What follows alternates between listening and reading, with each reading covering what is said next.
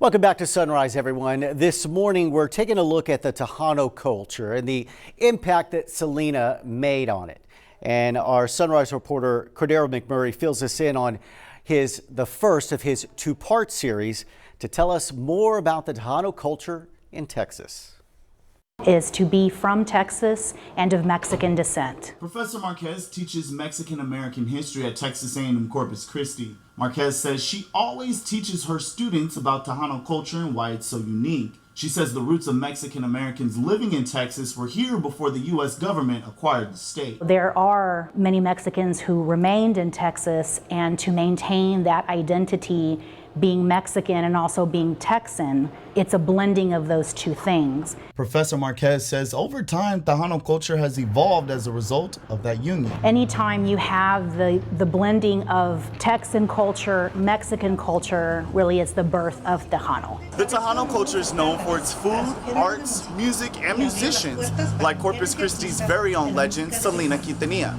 Her global impact has inspired many young people who say they too want to be just like Selena. And for one person in particular, Miss Honey Andrews. Andrews is a Selena impersonator who is known for her performances as Selena in drag shows across the country. She says she's been studying Selena's moves and music since the age of 9. She's always been such an inspirational person and artist, and she's always been a role model of mine. So why not bring tribute to her, keep her memory alive by discovering this form of art that we call female impersonation or artist tribute impersonations.